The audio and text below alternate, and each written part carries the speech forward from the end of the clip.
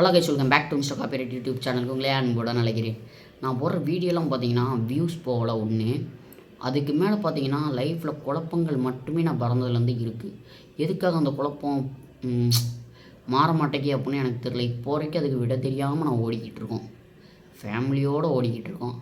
என்ன விஷயம் அப்படின்னா, எதுக்காக இப்போ நான் இதை பற்றி பேசுகிறேன் அப்படின்னா, நீ காலையில் ஒரு இடத்துக்கு போயிருந்தேன் நானும் அப்பாவும்.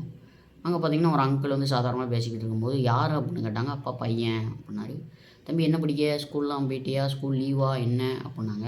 இல்லை நான் ஸ்கூல் போகல. ஸ்கூல் போகலையா, என்னென்ன சொல்கிறீங்க, ஸ்கூல் போகலன்னா அப்படின்னா அவனுக்கு கொஞ்சம் உடம்பு சரியில்லை அப்படின்னாரு.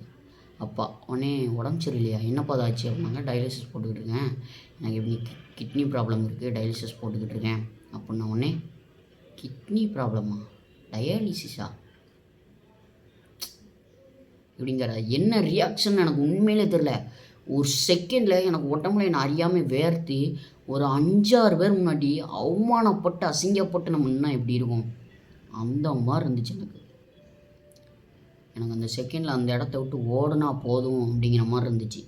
ரெண்டாவது அந்த இடத்த விட்டு நான் நவர முடியல. அப்படியே நின்று அப்படியே அமைதியாக இருந்தேன். எனக்கு உடம்புல ரொம்ப வேர்க்க ஆரம்பிச்சிட்டு என்ன பண்ணணுன்னு எனக்கு தெரில. போகிற இடங்களில் பூராமே நான் அந்த மாதிரி சில விஷயங்கள் வந்து என் காதுபடியே நான் கேட்டுக்கிட்டு தான் இருக்கேன்.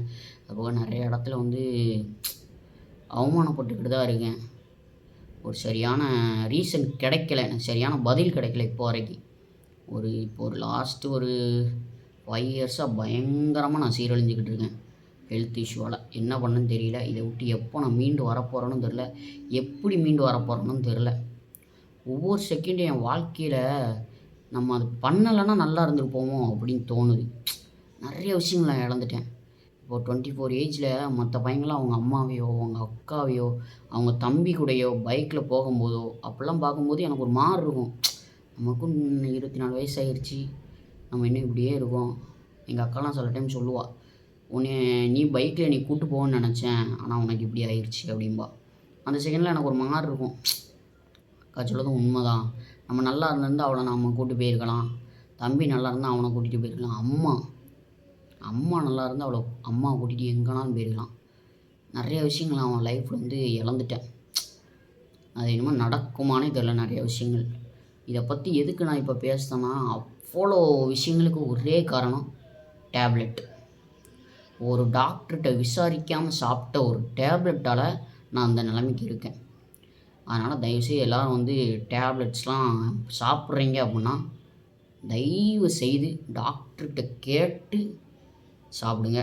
ஒரு தலைவலினாலும் இந்த பெயின் கில்லர் போடுறது, டோலோ 650 போடுறது, இந்த மாதிரி டேப்லெட்ஸ்லாம் வந்து பெயின் கில்லர் அதிகமாக எடுக்காதீங்க.